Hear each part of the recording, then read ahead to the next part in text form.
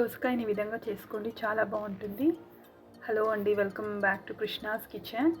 ఈరోజు నేను దోసకాయ పచ్చడి చేస్తున్నాను. దోసకాయ అంటే కొందరు దీన్ని బుడమకాయ కూడా అంటారు కదా. చాలా బాగుంటుందండి, ఒకసారి మీరు ట్రై చేయండి. అన్నంలోకి, బ్రేక్ఫాస్ట్లోకి, చపాతీలోకి చాలా బాగుంటుంది పచ్చడి. ఇక్కడ నేను స్టవ్ వెలిగించుకొని ఒక గిన్నె పెట్టుకున్నాను.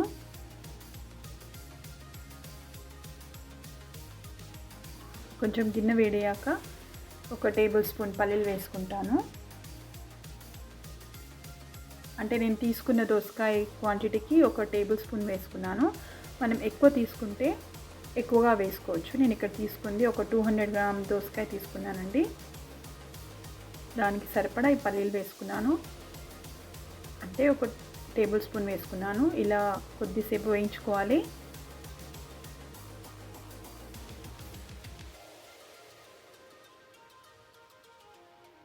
మరి ఎక్కువగా వేయించుకోవద్దు, పైన పొట్టు వచ్చే వరకు వేయించుకోవాలి, సరిపోతుంది. ఇలా వేరే గిన్నెలో తీసి పెట్టేసుకున్నాను.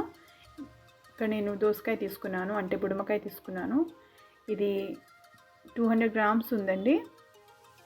ఇలా పైన పొట్టు తీసేసుకొని ఇలా లోపల ఉన్న విత్తులను తీసేసుకోవాలి. అంటే బుడమకాయ గింజలు ఉంటాయి కదా, కొందరు గింజలతో పాటు చేసుకుంటారు ఈ పచ్చడిని. నేను ఇక్కడ గింజలు వేయట్లేదండి, తీసేస్తున్నాను. మీరు ఇష్టం ఉంటే వేసుకోండి.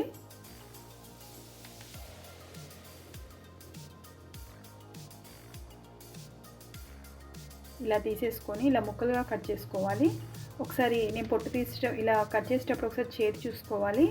ఒకసారి దోసకాయలు చేదు వస్తాయి కదా, చేదు ఉంటే బాగుండదండి పచ్చడికి. చూసుకొని తీసుకోవాలి. ఇలా నేను కట్ చేసుకుంటున్నాను కదా, ఈ విధంగా కట్ చేసేసుకోవాలి. మరి పెద్ద ముక్కలుగా కాకుండా చిన్న మీడియం సైజ్ ముక్కలుగా కట్ చేసేసుకోవాలి.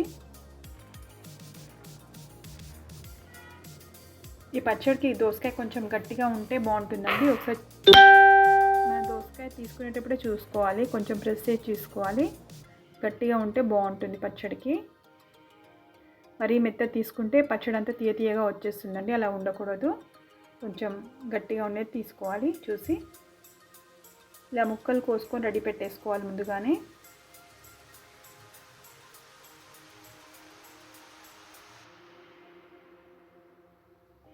నేను తీసుకున్న దోసకాయలకు ఒక చిన్న టమాటో తీసుకున్నాను, ముక్కలుగా కట్ చేసి పెట్టుకున్నాను. అలాగే ఒక 8-10 పచ్చిమిర్చి తీసుకున్నాను, కారానికి సరిపడా. అంటే పచ్చడికి కారం సరిపోతుంది నేను తీసుకున్న పచ్చిమిర్చి. అలాగే కొద్దిగా చింతపండు, అంటే 2 రెబ్బల చింతపండు నానబెట్టి తీసుకున్నాను.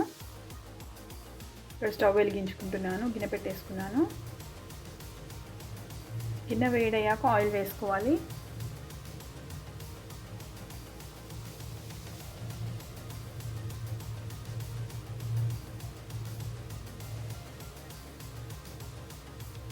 ఒక 1.5 టేబుల్ స్పూన్ ఆయిల్ వేసుకున్నాను.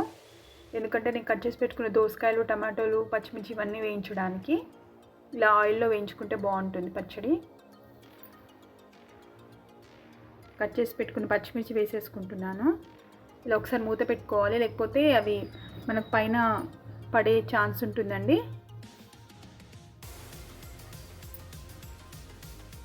ఇలా మూత పెట్టుకొని వేయించుకోవాలి. ఇవి కొద్దిగా వేగాక దోసకాయ ముక్కలు వేసుకుంటున్నాను.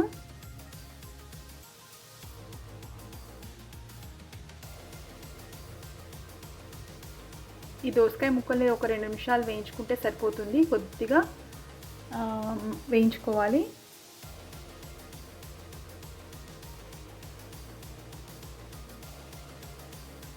ఇలా కలుపుకొని వేయించుకోవాలి.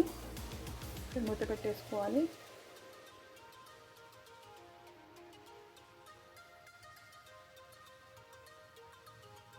ఈ విధంగా కుక్ అయితే సరిపోతుంది. టమాటో ముక్కలు వేసేసుకుంటున్నాను.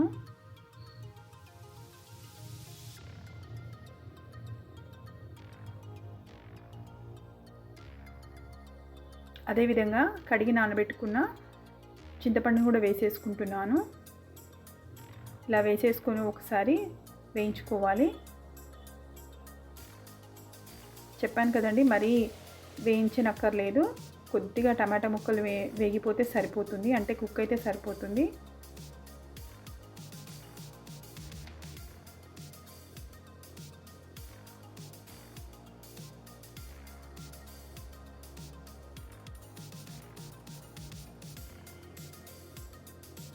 ఇలా వేగాక కొన్ని వెల్లుల్లి రెబ్బలు పొట్టు తీసుకొని వేసుకుంటున్నాను.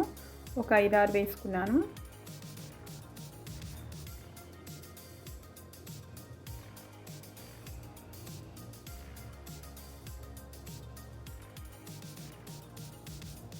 వీటిని కొంచెం చల్లారనివ్వాలి, తర్వాత గ్రైండ్ చేసుకోవాలి. ఇక్కడ నేను స్టవ్ ఆఫ్ చేసేసుకున్నాను.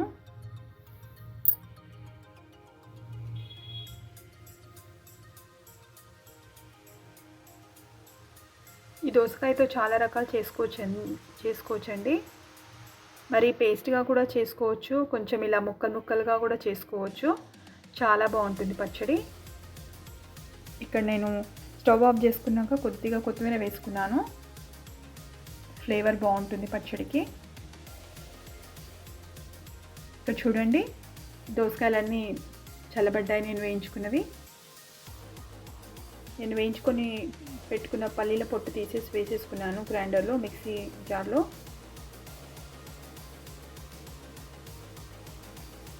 కొద్దిగా ఇందులో కల్లుప్పు వేసుకున్నాను. కల్లుప్పు అంటే రా సాల్ట్ వేసుకున్నానండి, అంటే రాక్ సాల్ట్ అంటారు కదా, అది వేసుకున్నాను. అంటే పచ్చడికి సరిపడా వేసేసుకున్నాను. ఒకసారి మిక్సీ పట్టేసుకున్నాను. ఇలా మిక్సీ పట్టుకున్నాక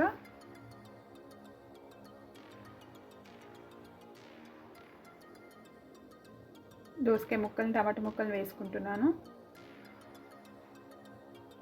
వీటిని మరీ ఫైన్గా గ్రైండ్ చేసుకోవద్దు, పర్స్ మోడ్లో గ్రైండ్ చేసుకోవాలి. ఒక 2 సార్లు తిప్పుకుంటే సరిపోతుంది. ఇలా బరకగా ఉండాలి, మరీ మెత్తగా చేసుకోవద్దు. నేను గ్రైండ్ చేసుకునే దాన్ని గిన్నెలో వేసుకుంటున్నాను.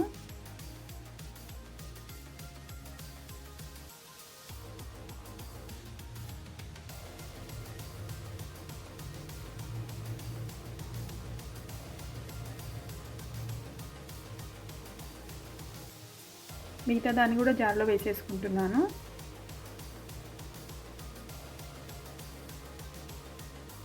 ఇలా కొద్దిగా వేసుకొని పర్స్ మోడ్లో గ్రైండ్ చేసుకోవాలి. ఇక్కడ నేను పచ్చి ఉల్లిపాయ తీసుకున్నాను. ఒక మీడియం సైజ్ పచ్చి ఉల్లిపాయ పొట్టు తీసుకొని ముక్కలుగా కట్ చేసి వేసుకుంటున్నాను. ఇలా వేసుకొని చెప్పాను కదా, పర్స్ మోడ్లో గ్రైండ్ చేసుకోవాలి. ఇలా మధ్యలో ముక్కలు తగులుతుంటే బాగుంటుంది తినేటప్పుడు. దోసకాయ ముక్కలు, ఉల్లిపాయ ముక్కలు ఇలాగే ఉండాలి. ముక్కలుగా ఉంటేనే బాగుంటుంది పచ్చడి. ఇలా గిన్నెలకు తీసేసుకుంటున్నాను.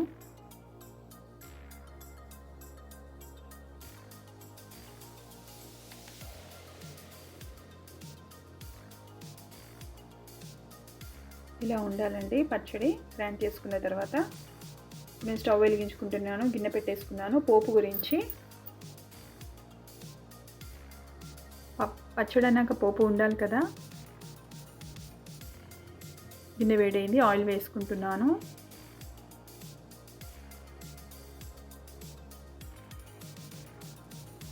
పోపుకు సరిపడా ఆయిల్ వేసుకున్నాను.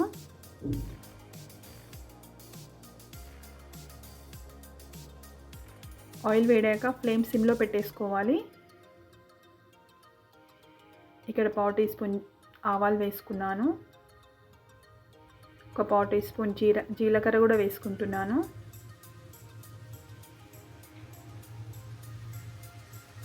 మూత పెట్టేసుకోవాలి.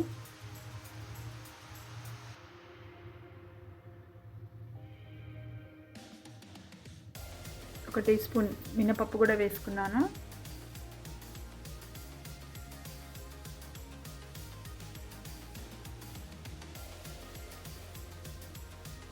ఒక 3-4 వెల్లుల్లి రెబ్బలు తీసుకున్నాను, పొట్టు తీసి వాటిని కచ్చపచ్చ దంచుకొని వేసుకుంటున్నాను. పోపులోకి వెల్లుల్లి వేసుకుంటే టేస్ట్గా ఉంటుంది కదా. ఇవి కొద్దిగా వేగాక ఎండుమిర్చి వేసుకుంటున్నాను. ఒక 4-5 కట్ చేసి వేసుకుంటున్నాను. ఒకసారి కలుపుకోవాలి. ఫ్లేమ్ మాత్రం సిమ్లోనే పెట్టుకోవాలి.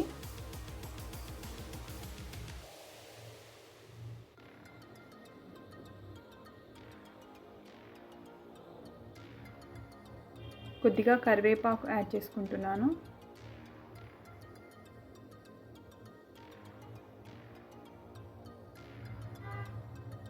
కొద్దిగా ఇంగువ, ఇంగువ ఇష్టపడని వాళ్ళు స్కిప్ చేయండి.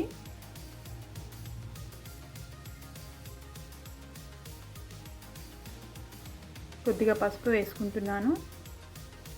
కలర్ గురించి వేసుకోవాలండి, వేసుకోకపోయినా పర్వాలేదు. నేను కొద్దిగా కలర్ గురించి వేసుకుంటున్నాను.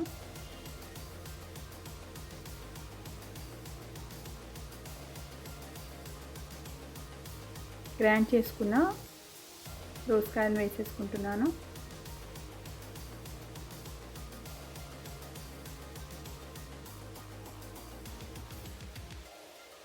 ఇలా ఫ్లేమ్ని సిమ్లోనే పెట్టుకొని కలుపుకోవాలి. ఒకసారి పోపులో వేసేసి ఇలా బాగా కలుపుకోవాలి. ఒక 1 మినిట్ కలిపేసుకొని ఒకసారి ఇక్కడ మనం టేస్ట్ చూసుకోవాలి, ఉప్పు సరిపోయిందా లేదా అని. ఒకవేళ ఉప్పు సరిపోకుంటే ఉప్పు వేసుకోవచ్చు.